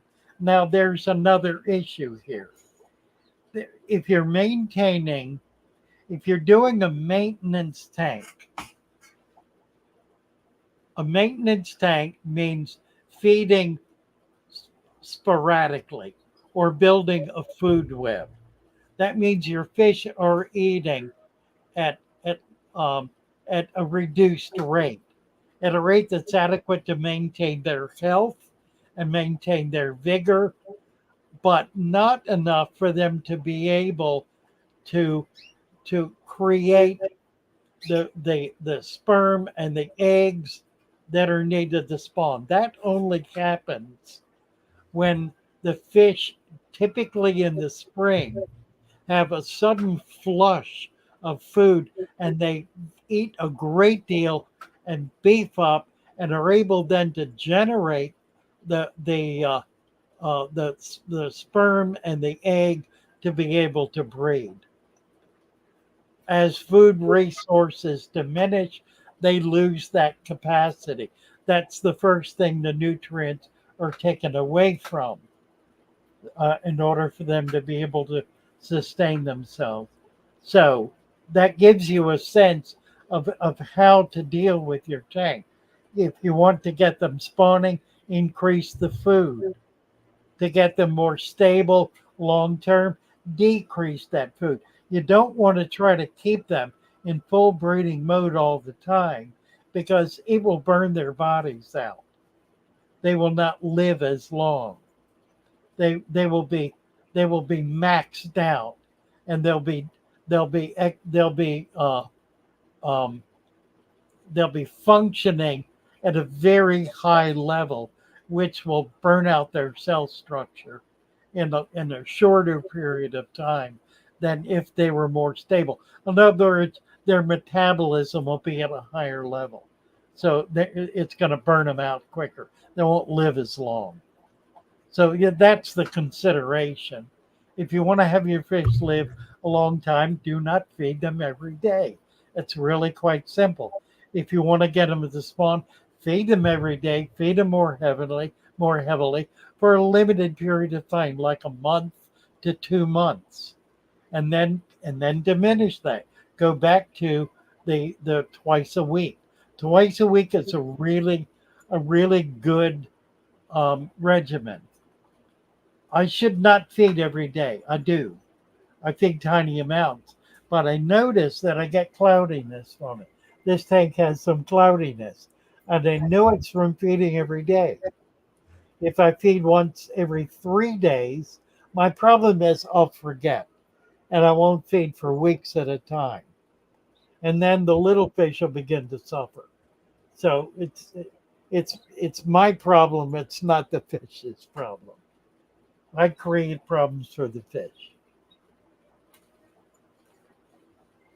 Can I have bones or skulls? That's a good question. Hungry fish is a healthy fish. That's right. Every other day or 3 times a week. That's a good system. But don't feed more heavily. Don't feed more heavily because you're feeding less frequently. Don't make that mistake. Don't say, well, I haven't fed him for 3 days. I need to give him a whole lot. No, no, no, no. That's not the idea. The idea is to feed a small amount every 2 or 3 days. You want them to be hungry. You want them to be hungry. You don't want them to be eating so much that they become sluggish. Because if they do that, they will become sick because the water will become foul. The water will be you're playing a a saturation game at that point, and that's kind of where I'm at with this. That's why I've got cloudiness. I've got biological saturation in this tank because I've been feeding them every day for about a month, maybe longer, maybe 2 months. So I need to control that. Glad you brought this up. I hadn't really thought about it, but that clarifies what's going on here. So, small amount every other day, even every 3 days. You can do it once a week. That might make you crazy. Kanav Chadari. Let me get a wrench here for Chanav and see what he's got to say. Something about silicone. Do you think expandable foam and silicone sealant is safe for the girls who want to use it to make a cave? The silicone certainly is. I've seen expandable foam used. The problem with expandable foam is that it is full of air pockets, which makes it lighter than the water, which means it's going to want to come up, which means you're creating an environment in the water that is basically fighting against the water. It's creating an upward pressure in that area where it exists. I'm uncomfortable with that. Maybe for no good reason, but I'm uncomfortable with that. I don't know if foam will expand in water. My hunch is it probably will not, but it might be worth using it in water because it does provide nice structure and a nice texture. So you might try that. That water will probably have toxins in it as it gases off. So you'll want to replace the water and then let it dry. Um, I don't I don't know. I've never used it. See, what I'm So curious on is, are they talking about the stuff that you repair walls with, or are they talking about this stuff that's for pond and stone repair? Like, I'm wondering, like, which type of yeah, foam they're well, talking yeah, about. it's the expandable There's foam. like a lot of expandable foams. There's some that's you can use in a pond, but then there's others that is like for repairing holes in walls and electrical. So I'm I'm not sure if they're talking Or about, yeah, sealing or the spaces ceiling in the foam. wall. Yeah, Yeah, there's ceiling so foam. many different types. Yeah. Um, I would I think if I were going to get into it, I would see what it does in water, because that might be a real solution. I'm sure it's. I've seen DM use it. I mean, MD Tropicals use it Mhm. effectively. I've seen other people use it in um, in other kind of environments where they're creating like a habitat for a lizard or something. Mhm. So it's and then carve it and sculpt it. It's a nice product to work with. I've never messed with it. I probably should because it would be interesting to do that. And it might help me with one of the problems that I have, which is I put I put hardscape in a tank and then I put so many plants in it you can't see the hardscape. Yeah. And it winds up just being a mishmash, having no structure at all. So that might help me deal with the structure issue. That's one of the things I'm going to work on. I've received enough criticism for having messy tanks that I'm going to start doing. So I'm going to start trying to do some more attractive tanks. This is really an effort to do that, to have fewer tanks, fewer plants with more open space to allow certain kinds of plants to be featured because there are plants that are really pretty exquisite. And see, I love the way you do your tanks. They look so natural. Like it's just like you're looking into a glass box that's inside of a river or a pond or a stream. Well, yeah, it's true. It's very Yeah. natural. Somebody asked me about it recently, and they said, "Why are your tanks always so messy?" And I said, "Well, they're messy because I want to be able to demonstrate to people that a slob can do this. You don't have to have any skills at all. You just do. You dump dirt, you cover with sand, you stick plants in. I mean, duh. Right? That's as smart as you need to be. A 3-year-old can do it. Yeah. Not that 3-year-olds are slobs and dumb. They Don't just mean need to learn. it's just that they're Mhm. 3 years old. You know, Exactly. maybe not three, maybe four. Probably a 3-year-old could do it actually. You know, if they understood dirt, then sand, then plant, they could do that. That ain't hard. I mean, that really ain't hard. It's as easy as it can, and that's the reason. I mean, you know, I've wanted to take the pressure off of people feeling like getting nervous about setting up a tank and setting up a tank with plants in it, much less. My God, how many people have said, "Oh, I can't grow plants." Oh my God, not Right. plants. Oh my word, I don't want plants in my tank. I don't want. No, don't make me. They'll die. You know, it just. So I say, listen, if a slob can do it, you can do it, and probably better. And a lot of people have proven they can do it better. which is wonderful. Works for me.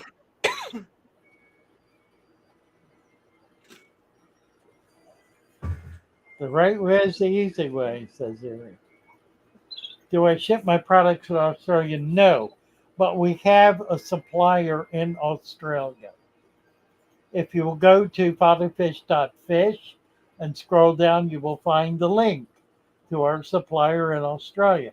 I'm not sure how much product he has yet. I know he's doing the supplement. He probably is doing the dirt.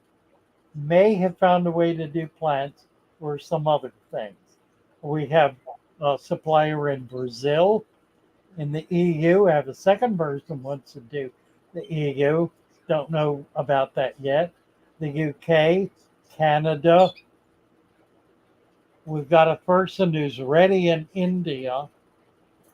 Where else? Mexico City. Somebody's trying to get it together in Mexico. So we're trying to get, because we cannot ship dirt across national borders because of customs issues. The but they're very simple. The supplement is easy. It's simple, and you can make it in your own country with what is available to you. You know, there isn't any place on earth things can't live, except maybe where it's really, really cold, and that's different. But any place there's dirt, you can do a natural substrate, a natural tank. As long as you got dirt, you can do it because there are Yeah. all kinds of things in that dirt. Everything imaginable is in that dirt.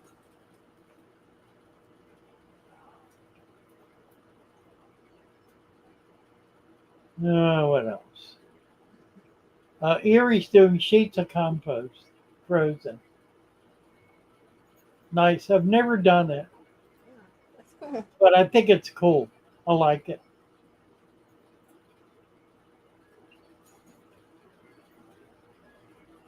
What else is here?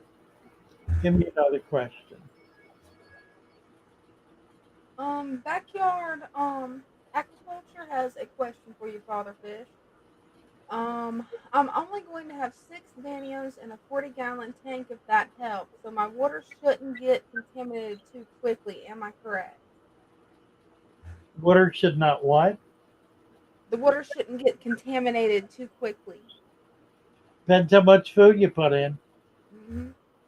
It should not get contaminated at all unless you're overfeeding. So don't overfeed and it won't ever get contaminated. That's it. This tank is not contaminated. Not yet. It that could happen. It's it's sort of at a point where it needs to make up its mind. And if I start throwing a lot more food in here, that could flip it over and it could start getting really murky. The first thing that'll happen is the water will get heavy and slimy, and the fish will be able, they'll have a hard time breathing because they'll have a hard time extracting oxygen from the water because it'll have too much organic in it. That's the point where it begins to collapse. And that's what you want to avoid is slimy water. Slimy water is simply water thick, heavy with organics. You avoid that by feeding minuscule amounts and by having a food web. Because in a food web, the amount that those fish eat out of that food web, that waste is automatically taken up by the food web. So there's a balance there. It doesn't increase in organic material. Putting food in all the time increases organic material, which is why you cannot dump a bucket full of leaves in because you're increasing it by that much organic material. You put it in slowly, you put it in gradually, and you make sure that it doesn't start getting the least bit cloudy. I normally I don't worry about this, but I think I'm wrong not to worry about it. I think I need to worry about it. I think it's a warning sign that I need to pay attention to. So I need to back off feeding. I need to get food web in here, start putting it in small amounts. That's going to control this mulm. That's the other thing. I have a lot of mulm, but the fish have been feeding on it so much, I've not been adding the kind of nutrients to it that have been able to beef up that food web. So that'll be the thing to do, rather than put put food in, put food web in to build that up. I've got some fish I want to put in here that are going to require the food web. Some scarlet batis I have in another tank. I don't want to do it until I've got the food web built up. So that's going to be the next step. Making green peppers with pepper bacon. Sounds wonderful. Green beans. What did I say? Yeah, that does sound good. That's John's lemon. Not a fish at John's. I see. I do not. That that rumor. That rumor needs to be put to bed. Put to bed. It does. I deny that. Categorically deny that. Besides, I don't have any basement, so there.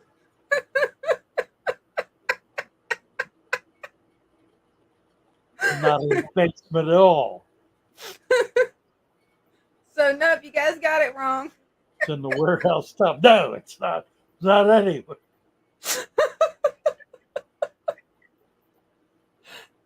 How they come up with this stuff, I don't know. I had a skull in my flower horn tank, I assume. He used to argue with it. I can see that. I can see that. Jaws 7 is coming. Wow. Paradise fish. They got a paradise fish killing it. That'll work. Have I cultured blackworms? No. I've never been successful in culturing. I can do very small amounts, but I cannot do adequate culture to be able to keep them going. Now, Super Cichlids is doing it. They're going to be they're going to be buying. There's a facility, a brand new facility I think in Mexico or New Mexico that is culturing blackworm. Nice. And they're going to be buying blackworm from them by the kilo. Well, like 25 to 50 kilo a week. And I'm going to be buying it from them probably at £1 a week. So I'm going to be feeding a lot of blackworm. And I'll be selling blackworm to walk-in traffic. I could ship it locally if there were a need to. I would prefer not to. And the reason I say that is shipping in Maryland, Delaware, Southern Jersey is 1 day delivery. So I could theoretically do that. All right, I'm going to scroll to the bottom here. What time is it? What are we doing? It is almost 8 o'clock. We got about almost 8 o'clock. We've been here 2 hours. Is that right? It Wow. flew by. Wow. Lloyd Goodyear is out for a birthday dinner with family. How wonderful. That's nice. Wonderful. Eric Chartrand, have a blessed week. Shalom and blessings. Amen to that. Eric, when I have children, I'll do the same thing. What? Get them to make a tank. I guess. Aquarium salt for betta fish. I do not recommend salt in an established tank, unless it's a brackish water tank. If there's a bacterial problem that has attacked a fish, I recommend taking the fish out and treating it with salt. I think salt is perfectly effective. I do not I do not use salt in my tanks. I should say, however, that I have hard water. Uh, what salt will do to salt water is make it hard water. So I don't see the need to increase the hardness in my water. If you have salt water, you can use salt, which contains all kinds of elements. It's more than simply sodium chloride, particularly if you're dealing with sea salt or Himalayan salt or some other kind of mined salt, MINED. If the salt is from a mine, a salt mine, then it's going to have a host of minerals in it. Or the enriched salt that's made for saltwater tanks. You can do that to get it up. It does not take much. A tablespoon per 5 gallons is too much. A teaspoon per 5 gallons is probably too much. It does not take much at all. A teaspoon in a 20-gallon tank that has a low pH will bring the pH probably up over 7.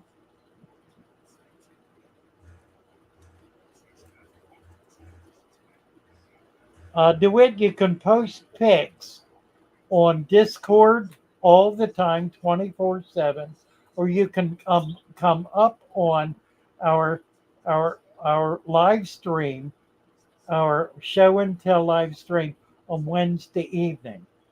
Mm-hmm. So plan to do that. Get over on Discord. You can post lots of pictures there, and then also come on up and join us on on our show and tell. Yep. And we have a surprise. We gotta do the little fishy song. Look at the little. Here we are. I hope I got the sound on. Tell me if there's no sound. I love my little We can hear it. as they swim about their home. I love my little fishies as they swim about their home. When the sunlight shines upon them and their colors begin to glow, I am drawn into a world where my heart longs to go. I imagine scenes of beauty and feel the warmth of love. I love my little fishes as they swim about their home. I have traveled the world over, but never found the peace that comes from watching my fishies as they swim about their home. My heart is happy and I am content to sit and watch them swim. I will not be alone while these fishies are in my home. When the sunlight shines upon them and their colors begin to glow, I am drawn into a world where my heart longs to go. I imagine scenes of beauty and feel the warmth of love. I love my little fishes as they swim about their home.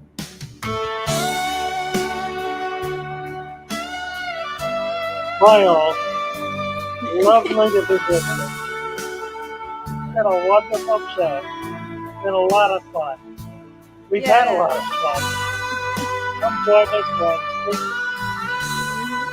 More fun and more fishy talk. More conversation. And yeah. Love you all. Yeah, we'll have a. Love you guys. Bye for now. Bye, guys.